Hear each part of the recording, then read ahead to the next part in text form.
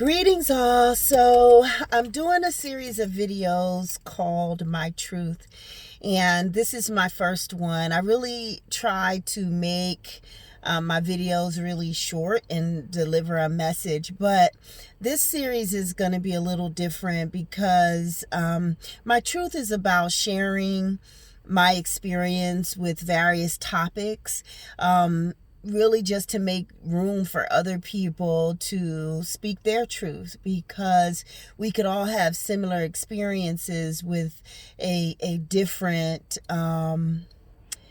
impact, you know. And so it's really important to not feel alone in the experiences we have, and sometimes we don't share those vulnerabilities. So My Truth is a series of videos on that very thing, and talking about different topics. For the people for whom it resonates, you'll continue to watch, and for those of you who do not, oh well, you do not.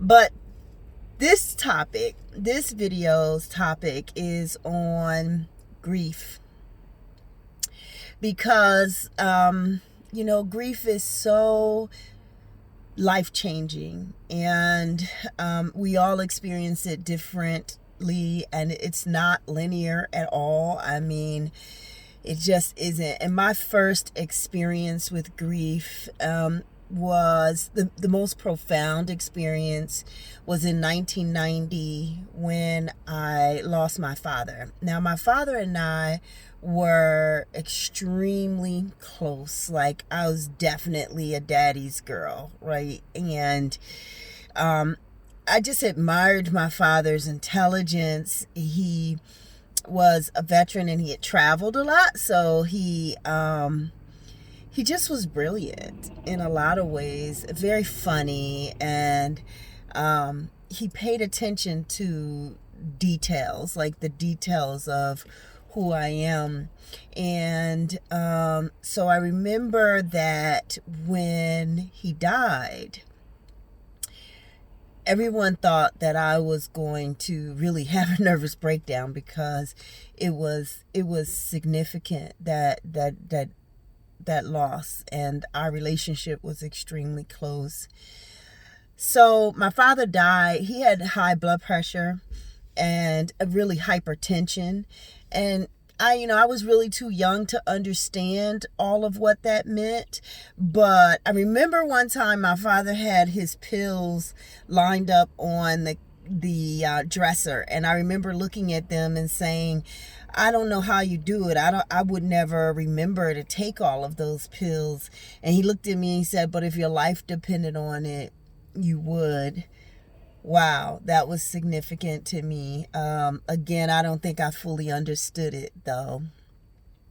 My father's kidneys failed on him, and he ultimately was in need of a transplant. He was on peritoneal dialysis for a while, and then a transplant. And in hindsight, I wish I understood the significance of getting a kidney transplant from a family member, but I didn't quite understand it. My father has a lot of siblings, and I don't know if he ever asked them. I don't know. I know he never asked me or my brother. Yeah, I think back on that, and sometimes that brings me pain, because maybe if he had gotten it from a relative, he might still be here. Nevertheless, my father got the transplant. He had a new lease on life, he thought as well. And he was doing new things, and it was just great. And so he was going back for his regular checkup. And I'll probably cry in the middle of this, because even though it's been so long, I still miss him incredibly, And so he was going back to his checkup at Newark Beth Israel Hospital, and he was feeling fine. He went in, and they said he had a little bit of a temperature, a little bit of a fever. When you have a transplant, that's a big deal. So he so he went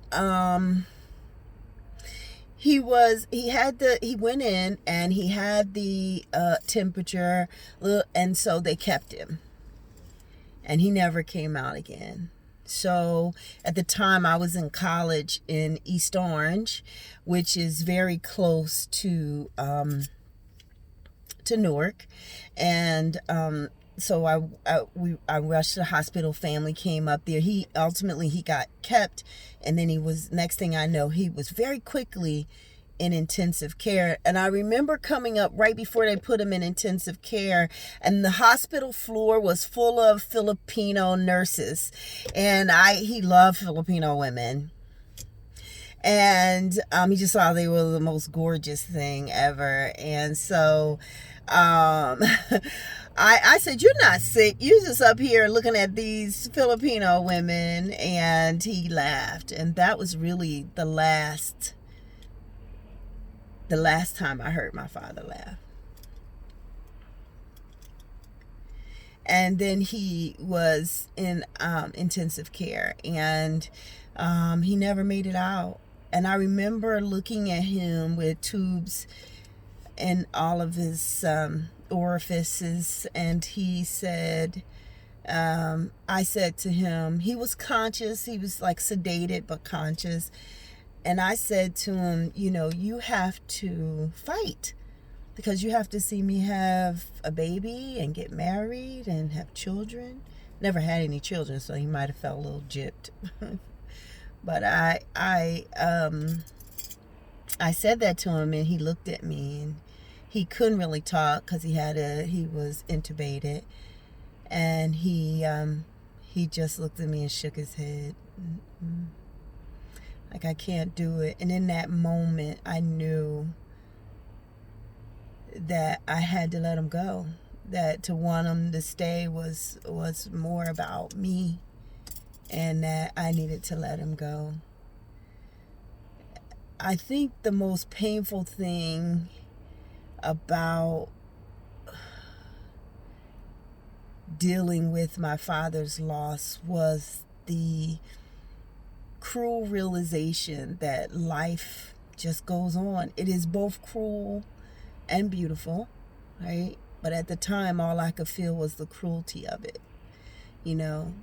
I would go to the grocery store, and people would be like, "How are you?" and smiling and, doing things. And I'd be like, "What?"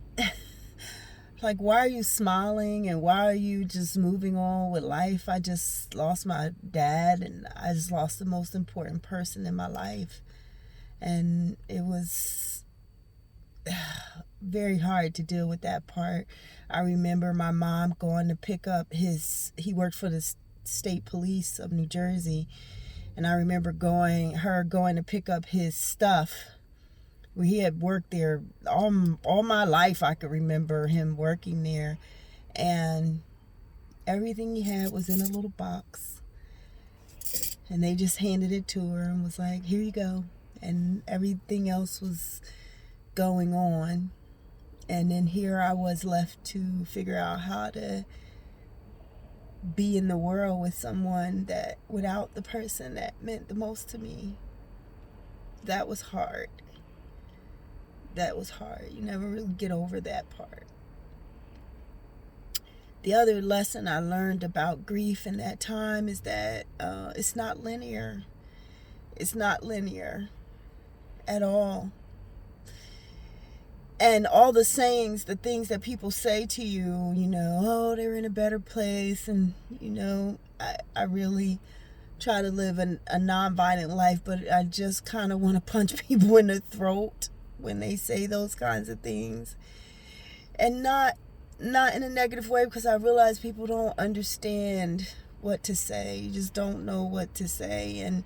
And then after a while, they don't know what to say, even if they've said the right thing, because 6 months later a person has moved on and it's still the worst thing that ever happened to you. I really believe it's the kind of thing you don't understand until you experience it. I was pledging at the time, shortly thereafter, and during my pledge process, my dean of pledges said to me, she pulled me aside and said, you don't cry, because the part of it was to break you a little, right? And she said, what's up with that? Do you not care about this process? And I said, I do. But I just lost my father and I got over that. And after that, I'm thinking like everything else is cake. Like it's cake. It put a lot of things in perspective. The one thing I will say, and I'll close with this, is that, my father's death was an invitation to build a relationship with my mother. Because prior to that, we had not had that kind of closeness. And all of the closeness was sort of, contained in the relationship with my father. But I turned to my mother at that point and was like, you're the parent I have left, and I realized that life is short and either one of us could go. And so it gave me a new motivation to heal what was between us. And today is the most significant, loving relationship ever. But it took that death to be opened up to that. The thing I miss most about my father is having challenging debates with someone who really enjoyed that kind of intellectual banter, having a male perspective, because he was the first one to tell me when boys tell you you're cute or you're pretty, like, see that as the basic, like they got to come with something else other than that. And that really stuck with me. My father's laugh made me laugh. It made me laugh a lot. And laughter is really important. The way that I feel like I continue my father's legacy is through my thirst for knowledge and learning and being a consummate student in life. And that to me is an ode to my father, and really, loving to be the kind of person who just loves knowing a little bit about everything. The one thing I wish I could do more of that my father did is travel more internationally. And so it's not too late, right? I can do that. And every Veterans Day, I think about him in a specific way. I think about him every day. I want to say to people who are dealing with the loss of a parent, a couple of things. One, forgive the people around you for not knowing how to show up for you. I think culturally we don't deal with death well in our country. It's odd because it is the one thing we are all going to do. Like when you break our humanity down to the lowest common denominator, there are two things that we most definitely, across every spectrum, every barrier, every difference, there are two things we do the same. We are born, we die. And we are seemingly more prepared for the born part, but not for the death part. We don't talk about it. We don't prepare for it. We consider it morbid to talk about preparing for death, yet it's inevitable. It's coming, and it's always a shock, right? I wish we could change that, and we can. Talking about it in this way is one way. Sharing this video with someone who's grieving, or understanding it in that way is one way. So forgive the people around you for not knowing how to show up for you. Allow yourself to grieve in the way that makes sense for you. You know, I always say funerals are for the living, not for the dead. So people get very particular about how funerals, memorials should be, but it should be what the people need in order to move on, to move forward. And then the third thing I would say is, don't expect to get back to something. Like, if nothing else from this video sticks, that's the one thing I would say. Don't expect to get back to something like how you were before they died, because that version of you is gone. And so all you'll have is a new normal.